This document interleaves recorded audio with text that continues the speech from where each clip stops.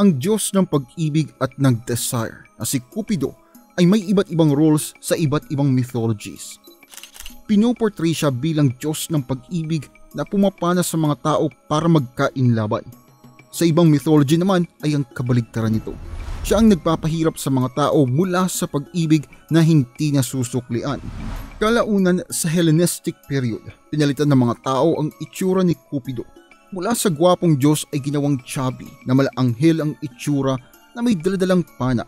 Na ayun nga, kung sino ang tatamaan ay magkakainlaban. Ang konsepto tungkol kay Cupido ay nag-evolve sa paglipas ng oras at kalaunan ina-associate na rin ng mga Kristiyano si Cupido sa Valentine's Day. Ngayon, sineselebrate na si Cupido bilang love deity na kapag binabanggit ay ang unang may isip ng mga tao ay isang batang anghel na may daladalang love arrows. Mas kilala bilang Eros itong si Cupido sa Greek mythology. Ang god of war na si Mars at ang diyosa ng pag-ibig na si Venus ang kanyang mga magulang. Si Eros ay napakagwapong Diyos na ang kapangyarihan ay magpakalat ng pag-ibig. Pero in-emphasize ng Greek mythology kung papaanong ginamit ni Eros sa maling pamamaraan ang kanyang kapangyarihan, kaya ng pananakit sa pamamagitan ng pag-ibig na hindi nasusuklian. Sa Roman era, ang konsepto ni Eros bilang gwapong Diyos ay na-transform sa pagiging tabatsingtsing na isang anghel at ayun nga ang naging si Cupido. Pero contrary to Greek mythology, ini-emphasize sa Roman mythology na si Cupido ang Diyos ng sensual at romantic love. Taong 700 before Common Era, nirecord ni Hesiod ang kauna-unahang reference kay Cupido sa libro niyang Theogony. Pero ano nga ba si Cupido? Siya ba ay mabuting Diyos ng pag-ibig o isang masama? Halina't samahan niyo kung tuklasin ang kwento sa likod ng mitolohiyang ito. Si Apollo ang Diyos ng archery na may malalim na pagtingin para sa nympha na si Daphne. Isang araw, inasar ni Apollo si Eros dahil sa kahinaan nito sa archery. Nagalit ang poging Diyos ng pag-ibig at syempre naghiganti. May dalawang klase ng araw itong si Eros. Isa na pampuno ng pag-ibig at isa na pampaiwas doon. Ginamit niya ang araw ng pag-ibig kay Apollo at si Daphne ang unang babae na nakita niya matapos noon, kaya sobrang lakas ng tama niya sa nympha. Ginamit naman ni Cupido ang araw ng pagkamuhi kay Daphne at si Apollo ang unang nakita nito at alam niyo nang sumunod. Tila nakulong si Apollo sa pag-ibig niya kay Daphne, kaya ginawa niya ang lahat ng makakaya, makasalamuha lamang ang nympha. Pero baliktad ang nararamdaman ni Daphne, kaya humingi siya ng tulong sa ama niyang river god.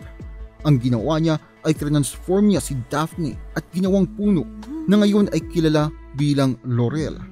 Mahigpit pa rin ang yakap ni Apollo sa puno, pero kahit anong gawin niya ay hindi niya natanggap ang pag-ibig ng dalaga. Ang Greek history ay punong-puno ng mga kalokohan ni Eros. Isa pang mythology ang nagkwento tungkol sa galit naman ni Eros sa isang gwapong mortal na si Narcissus. Nang magpasya siyang tanggihan ang forest deity na si Echo. Walang makatapat sa kagwapuhan ni Narcissus sa lugar niya sa Thespiae. Pero kung gaano kagwapo, ay ganun din kabano itong si Narcissus. Hindi niya tinanggap ang pag-ibig at binalahura pa ang nag-iisang nagtapat ng pag-ibig sa kanya. Malas niya kasi isang araw, isang diyosa na nagngangalang Echo ang tinamaan kay Narcissus. Pero tinanggihan yun ng mortal at nilaig pa ang diyosa.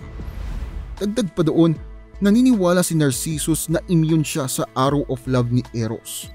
Nagalit si Eros kay Narcissus dahil bilang isang mortal, ang kapal ng mukha niyang tanggihan ng pag-ibig ng isang diyosa. Kaya isang araw, tinira niya ang arrow of love kay Narcissus at kay Echo. Kaso, nung oras ng pagpana niya, nakaupo si Narcissus sa isang lawa. Kaya't ang unang nakita ni Narcissus ay ang refleksyon niya. Kaya na-inlove ito na matindi sa sarili niya.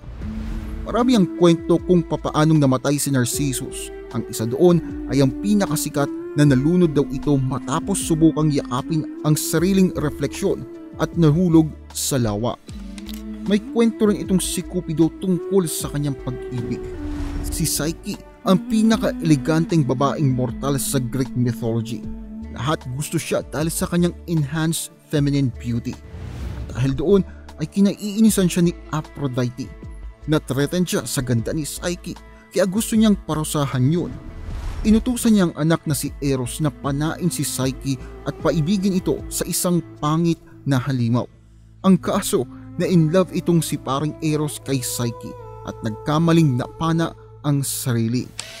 Ang inggit na ina na si Aphrodite, pati na rin ang mga selos na kapatid ni Psyche ay ayaw na magtagal sila ng bago niyang sinisinta. Kinumbinsi ng mga kapatid na tignan ni Psyche si Eros habang natutulog para malaman kung sino ba ito. Hindi niya alam kasi ang itsura ni Eros noon at akala ay isa itong halimaw.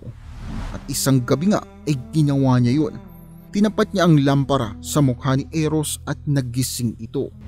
Nagkaalit si Eros dahil sinabihan na pala niya ang dalaga na huwag gagawin yun. At dahil sa galit, inabandona niya si Psyche. Ang galit niya ay naging dahilan para ma-depress si Psyche. Hinanap niya si Eros kung saan-saan pero bigo siyang makita ito. Matapos ang maikling oras, bumigay na rin si Psyche sa ilalim ni Aphrodite. Naghihirap siya ng matagal pero isang araw habang papauwi galing sa isang paglalakbay, bumigay ang katawan niya dahilan kaya nahimatay siya. Muling nabuhay ang pag-ibig ni Eros nang makita si Psyche na walang malay. Transform niya ang mortal bilang isang immortal na diyosa. Kanasal sila hindi kalaunan na may pantay na antas. Gumawa rin ako ng video tungkol sa pag-ibig nito na mas diniscuss ko pa ng maigi. Kung interesado kayo sa pag-ibig ni Cupido, pakitignan lamang po sa aming videos. Pero papaano nga ba na-associate itong si Cupido sa Valentine's Day? Noong 14th at 15th centuries, maraming mga artist ang sinimulang i-depict si Cupido bilang isang winged angel na nakaasinta gamit ang araw ng pag-ibig sa kanilang mga paintings. Ginamit din ng mga musikero ang mythology ni Cupido sa mga kanta nila. Noong 1961, ang R&B artist na si Sam Cooke ay umawit ng kanta base kay Cupido. Ang sikat na lyrics ng kanta ay Cupid, draw back your bow and let your arrow go straight to my lover's heart for me. Noong 19th century naman, in-evolve ng mga Kristiyano ang konsepto ni Cupid at inassociate ang pag-ibig ng Diyos sa Valentine's Day. Sineselebrate ang araw na yon sa pamamagitan ng pag-ibig at affeksyon. Kalaunan, inimplement si Cupido bilang simbolo ng pag-ibig at madalas nang makikita sa mga Valentine's Day card at mga pangregalo gaya ng mga household items, mga pananamit at iba pang utilities. At ito ang kwento ni Cupido.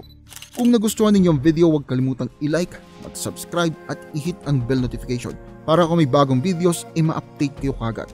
Muli, maraming salamat sa inyong panonood. Hanggang sa muli, kita-kits sa susunod na video.